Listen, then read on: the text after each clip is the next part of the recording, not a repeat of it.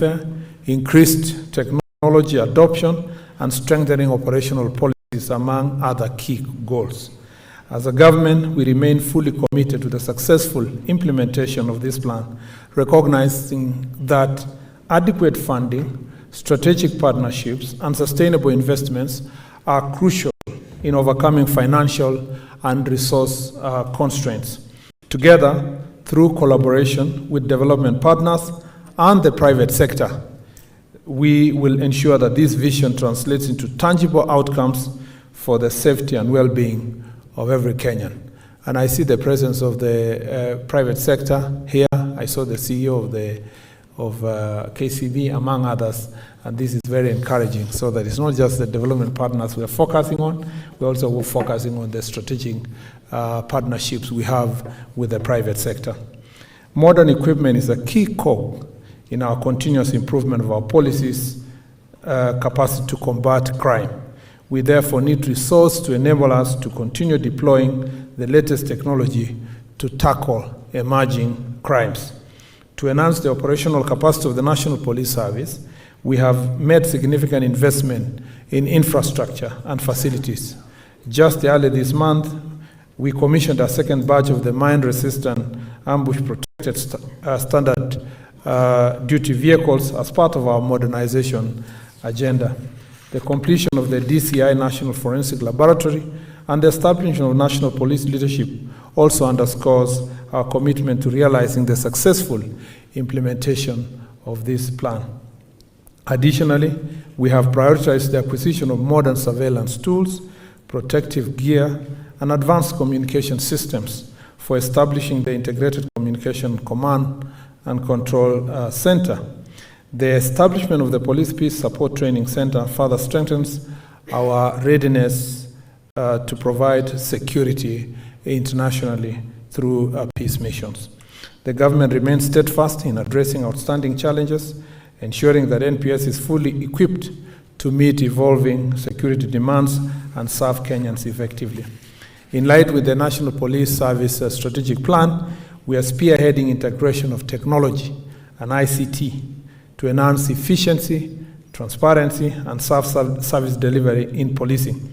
The ongoing modernization of police operations, including the implementation of digital occurrence book and case management system, streamlining workflows and improving operational efficiencies are crucial steps towards this implementation of this plan. We therefore believe, and I strongly believe, that digitization process will help us to firmly deal with corruption, especially when we look at the plans that are underway to introduce instant traffic fines for better traffic management, while we expand our local area network and wide area network infrastructure will ensure seamless and secure data sharing. Additionally, we are in the process of rolling out police body cameras to improve police professionalism and accountability.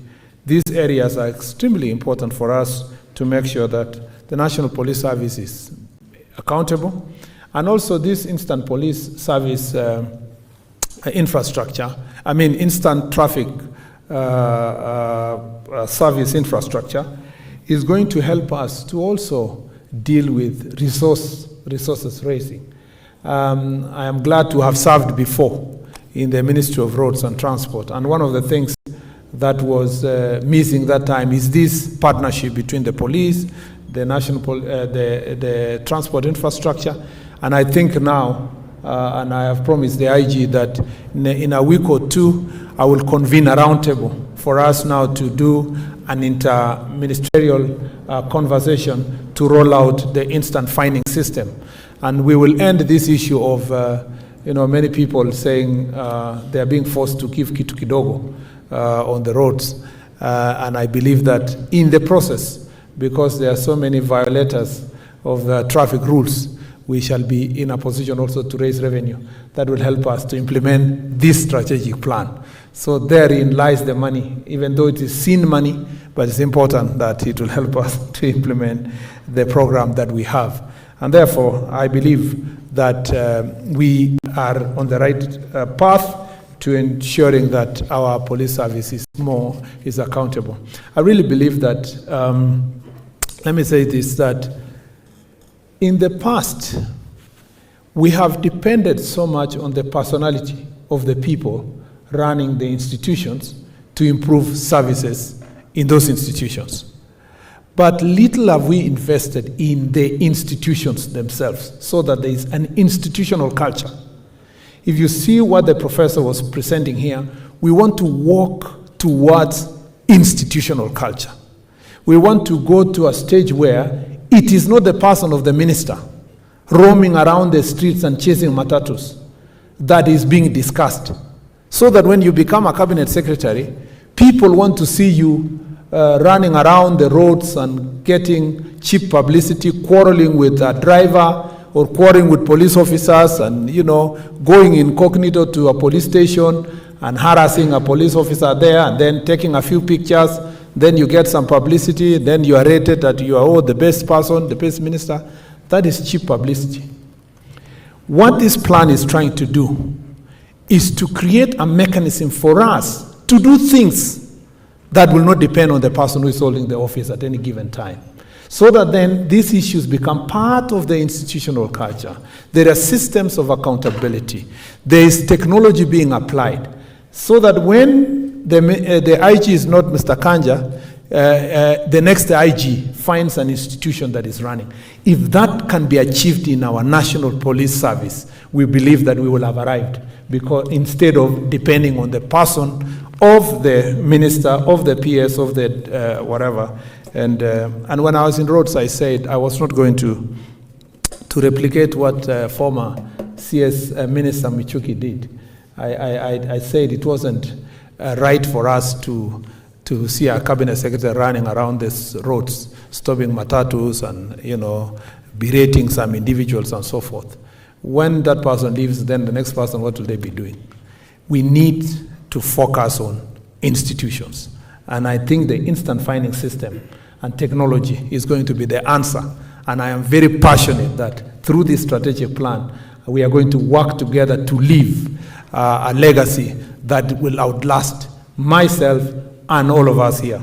The other thing I'd like to say is that the other problem when it comes to governance and management that bedevils many institutions, and we must be careful we don't suffer that consequence, is the idea that each one of us is seeking for personal glory. You want to be the guy here, you do some few PR here and there, you're taking a few pictures here and there, and then it is praised that it was your job. But there is that person, there's that police officer in Liboi, or Mandera, 001 border there. He is providing service. It is because of his or her presence in that corner, that we are all safe in the rest of the country.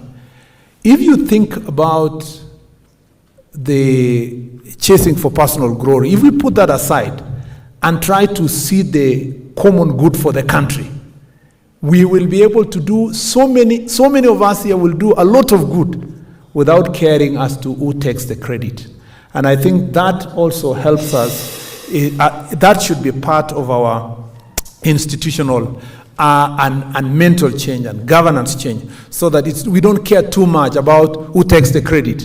We care more how Kenya will be, how the National Police Service will look like.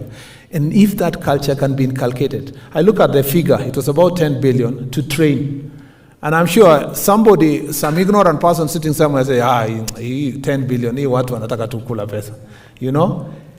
That training is extremely important. Culture.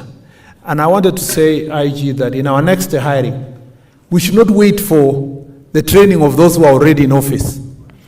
During this next recruitment process, let us commence with the training there. Let's inculcate that culture inside these new recruits. And then as we change those who are already in, we also make sure that the curriculum, as we hire the new officers, responds to this very important transformative plan that we have. Therefore, this initiative not only align with the strategic plan, but also support the bottom-up economic transformation agenda. And by digitizing and automating government processes, ultimately improving efficiency, citizen access, and effectiveness in public service delivery. So the whole better plan of digitization must plug into this. And I think we were whispering with the PS there that we need to see also what is going on in the Ministry of ICT and plug into that to make sure that the digitization plan is achieved. And this collaboration, a whole government approach, will also help us access some of the resources that we need to achieve this plan. To enhance the welfare, motivation, and productivity of National Police Service officers, we are committed to implementing the National Task Force on Police Reforms report, the decentralization of human resource services, the establishment of a contributory benevolent fund, and pursuit of a fair and competitive mortgage reaffirm the government's commitment to prioritizing the welfare of our police officers. Soon you will be seeing us launching the affordable mortgage for the police officers. Let them benefit like other public officers, servants that are getting the same mortgage. You will also see us establishing the contributory benevolent fund. We want to make sure that we put at the center of service delivery the welfare of our officers. We want their morale to be high. We want them to have the commitment to, as they serve the country. I went to Todonyang a month ago. Is it a month ago? Yeah. And I saw the kind of sacrifice police officers who serve in far-flung areas are having. You know, we need to make sure that their welfare is taken care of. I was surprised when I reached there. I was told I was only the next cabinet, any minister who has ever gone there since 2011. You know. So there are some corners of the country that we have generally abandoned, and I think it's important for us to appreciate that police officers in those areas that ministers don't even go, police officers are there, and we need to appreciate them by doing good in our offices, in our air-conditioned offices, to make sure that they access these services. Finally, or almost there, bear with me. I therefore call upon the development partners who are here. Thank you very much for coming. And the private sector, thank you very much for being here. Let's collaborate together with the government in supporting the National Police Service. We acknowledge that the challenges persist, including other challenges that the police have, like mental health concerns among our officers and unfortunate incidences of corruption. And I call upon you, we work together to implement this plan. We will have sorted these problems that are bedeviling our police officers. I want to also assure you that we are conscious of the fact that in the last 3 years, 3 to 4 years, actually almost 4 years, we've not been able to hire or recruit new police officers. And that has put a big strain in most of the police stations. People are asking us, why are there 3 people in a police station that, 3 years ago it had about 15 police officers, 2 officers in a place where they had 5 and so forth.